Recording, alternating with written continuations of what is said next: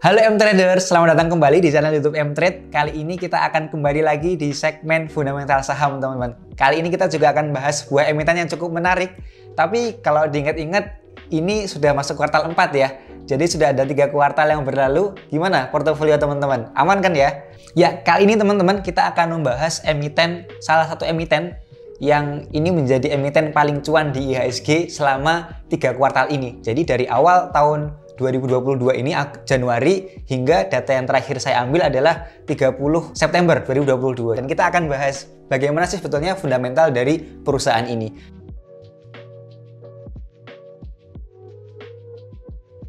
Teman-teman bisa lihat di layar teman-teman, di sini memperlihatkan bagaimana kinerja IHSG kita dibandingkan dengan beberapa indeks saham peers gitu, baik itu dari US maupun dari beberapa negara ASEAN gitu. Teman-teman bisa lihat bahwa ternyata dibandingkan dengan Singapura, Thailand, Malaysia, kemudian bursa Amerika, yang relatif mereka itu semuanya memiliki kinerja yang minus.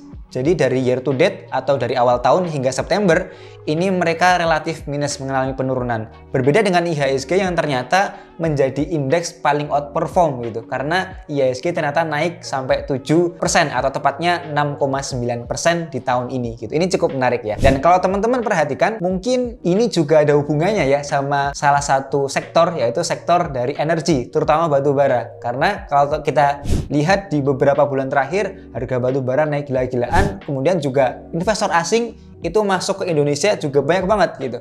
Ini juga salah satunya didorong oleh Indonesia sebagai salah satu negara produsen dari batu bara gitu. Selanjutnya kita ingin tahu nih, sebetulnya dari return IHSG yang 7% ini, yang sangat baik ini, sektor apa yang memiliki performa paling baik sih? Kita lihat di layar selanjutnya. Nah, pada slide ini teman-teman bisa lihat bahwa ketika IHSG itu mengalami kenaikan 6,98% atau 7% tadi saya sebutkan di awal, ternyata sektor energi ini adalah sektor yang paling outperform gitu.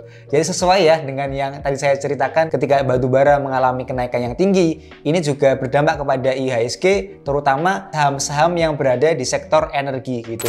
Dan kalau menurut data yang saya ambil dari Bloomberg, sektor energi ini mengalami kenaikan sebesar 68,5% dibandingkan dengan sektor lain yang ya di bawahnya itu hanya industrial yang naik cukup tinggi, yaitu 22,57%. Sedangkan sektor yang lain yang paling tertekan adalah sektor teknologi. Ini juga ada kaitannya karena kenaikan suku bunga The Fed dan juga inflasi yang tinggi. Itu kenapa sektor teknologi menjadi salah satu sektor yang cukup dipanis.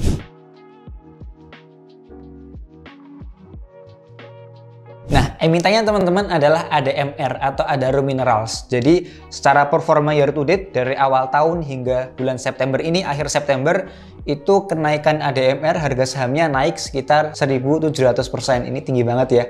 Karena siapa sih yang nggak mau dikasih cuan 1.000%-an gitu ya, hampir 2.000%. Padahal ADMR ini kalau teman-teman perhatikan, mereka itu baru IPO di awal tahun ini. Jadi ini perusahaan yang cukup baru di Bursa Efek Indonesia dan ternyata memiliki performa harga saham yang cukup tinggi juga. Ini cukup menarik untuk kita bahas. Nah, sebetulnya siapa sih ADMR ini? Mungkin teman-teman sekilas cukup tahu ya. Ada 2 kata dari Adaro Minerals, Adaro sama Minerals. Mungkin teman-teman udah kenal ya dengan Adaro karena ini salah satu perusahaan yang cukup besar juga di tambang batu bara. Jadi secara singkat, ADMR ini merupakan perusahaan tambang dan juga perdagangan dari batu bara kokas atau batu bara metalurgi gitu. Apa itu batu bara kokas dan metalurgi? Nanti kita akan bahas selanjutnya ya. Tapi ada beberapa poin yang mungkin teman-teman perlu perhatikan. Yang pertama adalah ADMR ini punya 5 CCOW atau Call Contract of Work, semacam izin tambang seperti itu di Kalimantan Tengah dan juga Kalimantan Timur.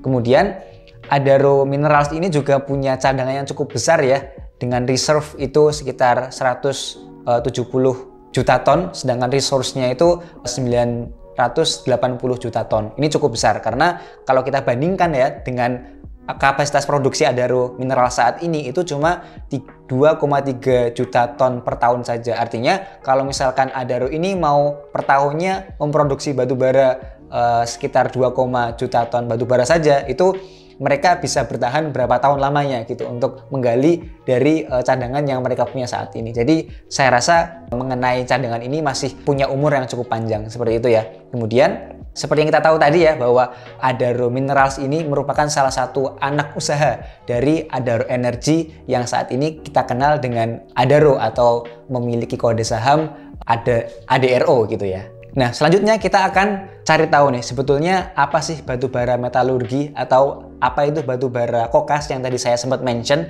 Jadi kita mungkin akan kenalan dulu dengan komoditas batubara ya teman-teman. Jadi secara umum jenis dari komoditas batubara itu dibagi menjadi dua, yaitu batubara thermal dan juga batubara metalurgi. Apa yang membedakan? Secara dasarnya yang membedakan adalah kandungannya. Tetapi kandungan yang berbeda ini juga berpengaruh kepada penggunaannya gitu. Batubara thermal ini adalah batubara yang biasanya digunakan untuk pembangkit listrik gitu. Jadi pembangkit listrik itu kan biasanya butuh ada uap panas gitu. Dan itu salah satu energi yang digunakan adalah batubara. Jadi batubara itu dibakar menghasilkan uap panas. Uap panas itu yang nanti menggerakkan turbin. Itu adalah batubara thermal gitu. Nah, batubara kokas atau batubara metalurgi itu beda teman-teman. Karena penggunaannya adalah sebagai campuran dari bahan baku industri baja gitu. Nanti akan kita jelaskan lebih detail lagi. Kenapa kok batubara ini bisa jadi campuran? Bukannya batubara ini lebih kepada bahan bakar ya yang bisa untuk membakar sesuatu. Nanti kita akan jelaskan. Nah, dari jenis-jenis batubara ini biasanya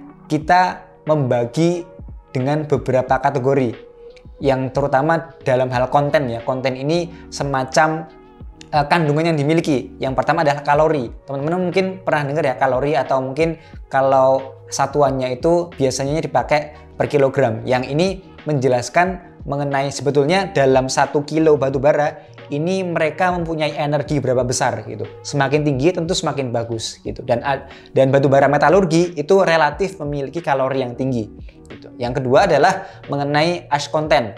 Ash content ini konten yang dalam hal abu ya. Jadi ketika batubara ini dibakar, itu abu yang dihasilkan dari hasil pembakaran itu berapa persen gitu. Semakin kecil tentu semakin bagus. Dan di batubara metalurgi biasanya memiliki ash content yang relatif rendah dibandingkan dengan batubara thermal gitu. Karena memang fungsinya sebagai campuran, bukan hanya sebagai bahan bakar gitu. Kemudian juga ada sulfur dan juga moisture dari konten. Jadi sulfur ini kandungan sulfur yang semakin kecil semakin bagus, karena kalau semakin tinggi ini bisa mencemari dari campuran tersebut, atau ketika sulfur semakin tinggi maka ada potensi untuk karbon yang dihasilkan atau emisi yang dihasilkan semakin tinggi juga gitu. Begitu juga dengan moisture. Moisture ini lebih kepada kandungan air ya.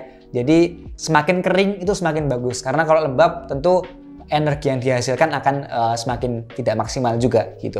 Nah, intinya batubara metalurgi ini secara kandungan ini memiliki tingkat kandungan yang lebih tinggi dibandingkan dengan batubara thermal yang kita kenal selama ini untuk menjadi pemanas pembangkit listrik. Nah, selanjutnya teman-teman, kita mungkin perlu tahu ya bagaimana sebetulnya batubara metalurgi ini digunakan dalam industri baja gitu. Ini yang mungkin teman-teman juga kayaknya belum banyak tahu ya. Nanti kita bahas sama-sama gitu. Jadi dalam industri baja itu setidaknya ada dua hal yang sangat diperlukan. Yang pertama adalah iron ore atau biji bajanya, biji besinya. Ini tentu wajib ya, karena kan kita mau membuat baja gitu. Yang kedua adalah metallurgy coal gitu, atau batubara metalurgi gitu, yang secara proses memang batubara metalurgi ini tidak bisa langsung digunakan, tetapi harus ada proses yang namanya coking gitu. Proses coking ini bukan cooking ya, bukan masak ya, tetapi COKING gitu.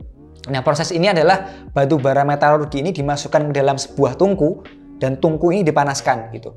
Nah, ketika tungku ini sudah dipanaskan, nanti batubaranya akan ditunggu sampai menjadi dingin, dan hasil dari batubara yang semulanya ini metalurgi nanti akan menjadi batubara namanya batubara kokas atau coking coal gitu. Nah, batubara coking atau batubara kokas ini yang akhirnya nanti akan digunakan sebagai campuran di blast furnace di yang sebelah kanannya itu. Jadi di blast furnace ini atau di dalam tungku pencampuran ini nanti akan dipanaskan dua elemen utama ini. Yang satu adalah batubara metalurgi, yang kedua adalah biji besinya.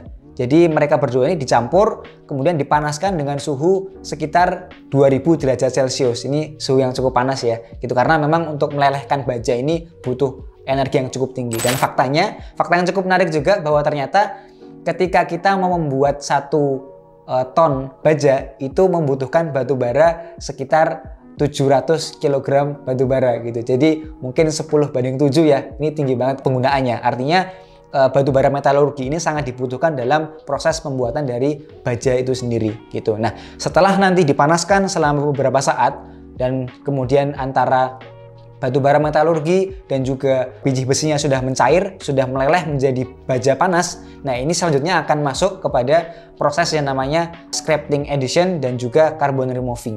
Jadi, inti dari proses yang ketiga ini adalah untuk biasanya menjadikan baja yang dihasilkan nanti ini baja yang anti karat. Sehingga proses ketiga ini menjadi proses yang cukup penting untuk perusahaan baja ya. Nah, setelah teman-teman tahu bagaimana penggunaannya di industri baja, kita kayaknya perlu tahu juga ya, sebetulnya dari beberapa negara yang mereka ini penghasil batu bara, apakah semuanya menghasilkan batu bara metalurgi, dan juga negara-negara mana yang sebetulnya kontribusinya cukup tinggi terhadap industri batu bara metalurgi ini. Kita akan lihat di slide ini ya. Jadi di grafik pertama ini adalah negara-negara yang mereka memiliki produksi batu bara metalurgi paling tinggi, dan ternyata China ini adalah negara yang produksinya paling tinggi ya. Ini sama seperti batu bara termal gitu. Batu bara termal di China ini produksinya paling tinggi, ternyata batu bara metalurginya juga sama.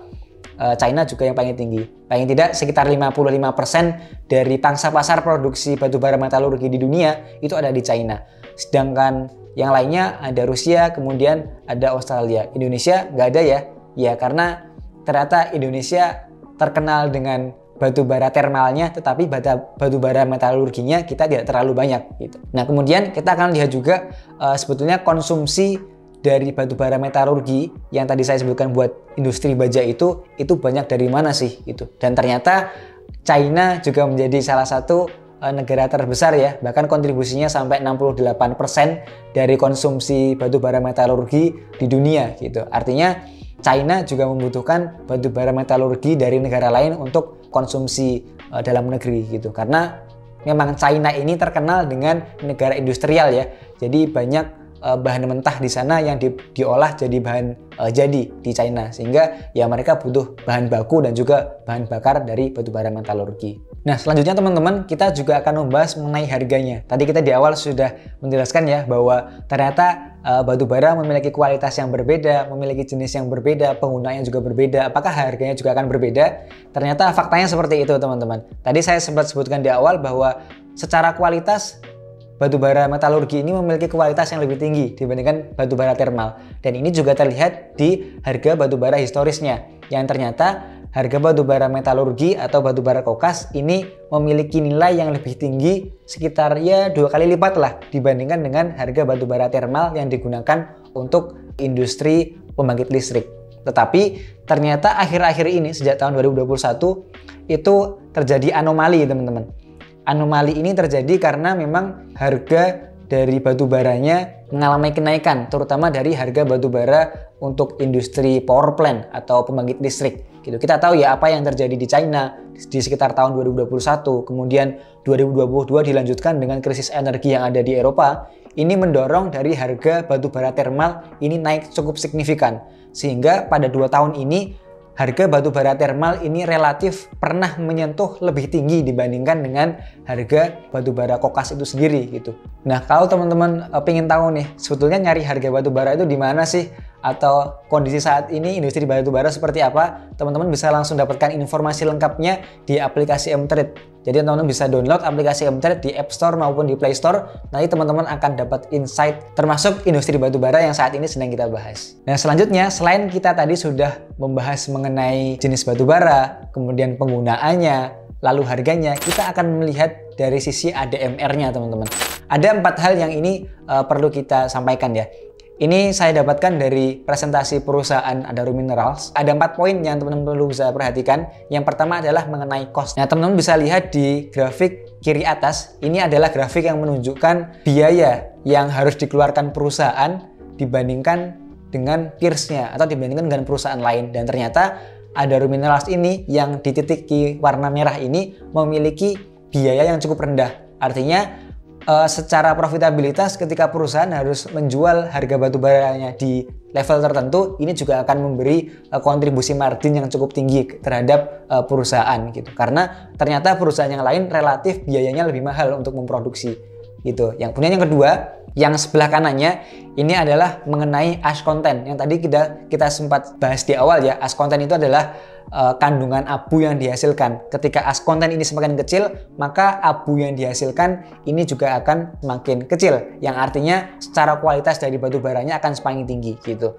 Dan Adaro Minerals ternyata memiliki ash content yang paling kecil dibandingkan dengan perusahaan-perusahaan lain. Dan ternyata teman-teman, kualitas batu bara dari ADMR ini juga terlihat di kandungan fosfornya. Teman-teman bisa lihat di sebelah kiri bawah itu adalah yang menunjukkan kandungan fosfor. Semakin kandungan fosfor ini semakin kecil, itu semakin bagus. Kemudian yang keempat adalah ini juga menunjukkan kualitas dari batu bara kokasnya ADMR yang cukup tinggi, yaitu mengenai vitrinit, atau ini adalah kandungan dari minerals yang ada di batu bara Adaro Minerals gitu. Artinya semakin tinggi dari kandungan vitrinit ini, maka kandungan dari mineral di dalam batu bara kokasnya ADMR ini semakin tinggi, dan ini juga akan mendorong dari meningkatnya kualitas batu bara ADMR gitu. Nah, kalau melihat sekilas dari 4 poin ini, kita bisa menyimpulkan bahwa ternyata Adaro Minerals ini punya kualitas batu bara kokas yang cukup tinggi gitu. Bahkan manajemen sendiri mengklaim bahwa ADMR ini memiliki batu bara dengan kualitas batu bara kokas terbaik di dunia gitu. Nah, selanjutnya kita akan membahas mengenai bagaimana sih sebetulnya kinerja dari laba rugi ADMR, teman-teman. Di grafik ini adalah grafik historis yang teman-teman bisa lihat bahwa ada beberapa data yang saya sampaikan, pendapatan dan juga laba bersih historis, yaitu tahun 2019, tahun 2020, 2021, dan juga semester pertama di tahun 2021 dan juga semester pertama tahun 2022 ini gitu. Teman-teman bisa lihat bahwa ternyata ada kenaikan secara year on year atau secara tahunan antara kinerja dari semester 1 2022 dibandingkan dengan kinerja semester 1 tahun sebelumnya. Dan secara year on year ternyata kinerja Adaro ini juga cukup signifikan ya, karena teman-teman bisa lihat pendapatannya itu naik sekitar 160% secara year on year atau secara tahunan, yang ini menjadi 436 juta dolar gitu. Sedangkan secara laba rugi, laba bersihnya juga seperti itu. Secara year on year itu mengalami kenaikan yang lebih signifikan lagi, yaitu sekitar 491% year on year menjadi 202 juta dolar Amerika gitu. Yang selanjutnya kita juga harus tahu nih, sebetulnya kinerja ADMR yang positif ini apa sih yang mendorong? Kita akan lihat di slide selanjutnya. Teman-teman bisa lihat di slide ini adalah ternyata kinerja dari ADMR ini didorong oleh 2 driver. Yaitu yang pertama adalah driver dari volume penjualan dan juga ASP atau average selling price atau harga jual rata-rata perusahaan. Selama ini di semester pertama tahun 2022 ini batu baranya ADMR ini sangat dibutuhkan, sehingga secara volume penjualan ini naik sekitar 9% jadi sekitar 1,2 juta ton semester pertama tahun 2022. Sedangkan secara ASP atau average selling price, harga jualnya itu juga naik, yang semula di tahun lalu itu cuma sekitar 140 USD per ton, ternyata di tahun ini, di semester pertama tahun ini itu harganya naik cukup signifikan, 143%. Yang ini jadi 340 USD per ton gitu. Ini cukup menarik karena melihat ternyata aktivitas dari industri baja yang masih cukup tinggi ini juga akan mendorong dari profitabilitas perusahaan, terutama ketika harga batu baranya masih cukup oke. Nah, kemudian selanjutnya di grafik sebelah kiri teman-teman bisa lihat bahwa ternyata ADMR ini hampir di atas 90% mereka adalah perusahaan eksportir gitu. Sedangkan tujuan utama dari penjualan ADMR ini ada ke Jepang dan juga ke China terutama ya gitu. Sehingga apa yang nantinya terjadi di China kemudian di Jepang ini akan mempengaruhi dari permintaan batu bara yang ada di ADMR. Lalu ternyata ADMR ini tidak hanya berhenti di bisnis batu baranya aja gitu, karena mereka berencana untuk masuk kepada bisnis smelter aluminium.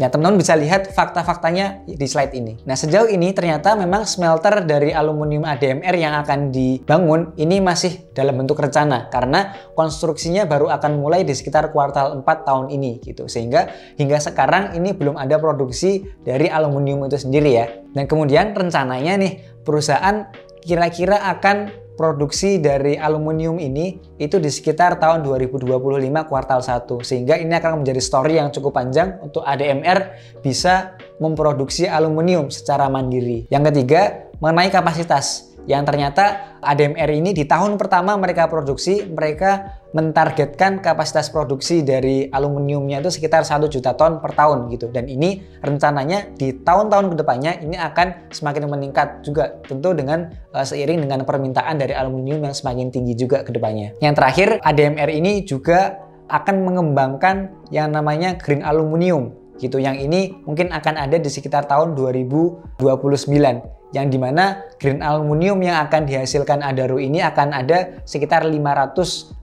ton per tahun di sekitar tahun itu ya gitu. Dan green aluminium ini berbeda dengan aluminium biasa karena nantinya aluminium ini dihasilkan dari energi terbarukan yang salah satunya yang saat ini Adaro sedang rencanakan yaitu melalui energi terbarukan dari air atau hydro.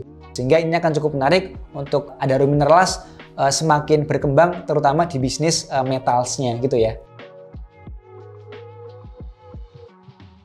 Nah, kesimpulannya secara bisnis ADMR ini sekarang masih fokus kepada tambang batubara kokasnya gitu. Yang smelter mungkin akan kita smelter dari aluminium ya, kita akan rasakan itu baru di sekitar tahun 2025 gitu. Kemudian kinerja perusahaan tentu akan dipengaruhi oleh kondisi dari permintaan metals dan juga harga komoditas. Karena kalau misalkan industri baja itu mengalami penurunan, ya otomatis permintaan dari batu baranya ADMR juga akan menurun.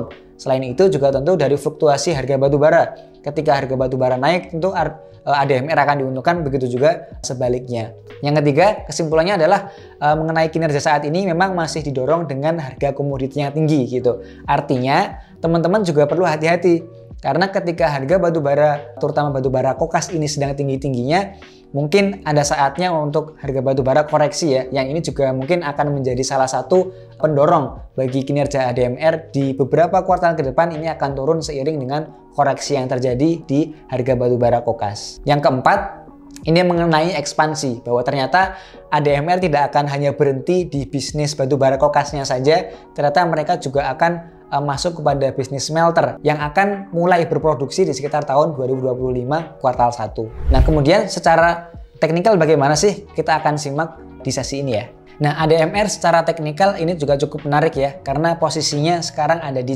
level yang cukup bawah gitu. ADMR memang sejak IPO itu naiknya cukup signifikan, kemudian dari bulan April hingga bulan Juni ini mengalami fase downtrend, dan di bulan Juni hingga sekitar bulan September ini ADMR sudah masuk dalam fase sideways-nya.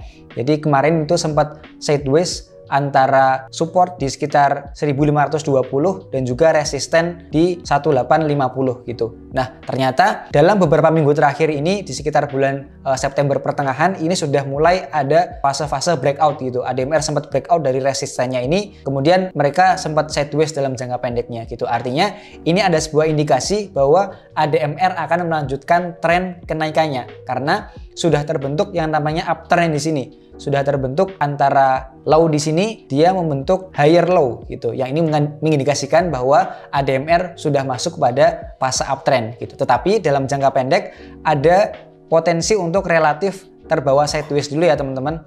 Karena ada sebuah resisten yang cukup dekat di sini di sekitar harga 1960. Ini resistennya cukup dekat sehingga relatif akan menguat hingga level 1960, kemudian kembali ke support terdekatnya, yaitu di sekitar support horizontal 1740. Sehingga teman-teman yang mungkin sekarang belum memiliki ADMR di portofolio tradingnya, teman-teman bisa watch area support di sekitar 1740.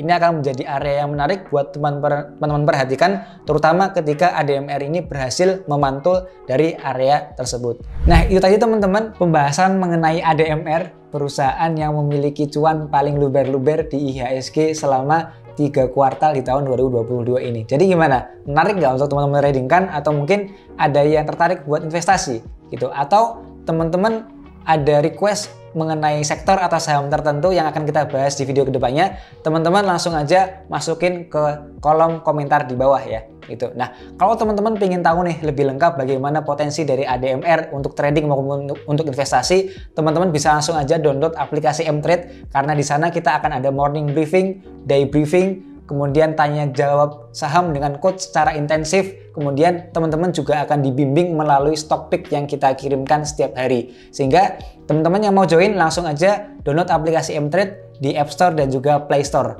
Gitu aja video kali ini. Terima kasih teman-teman yang sudah menyimak. Bye-bye.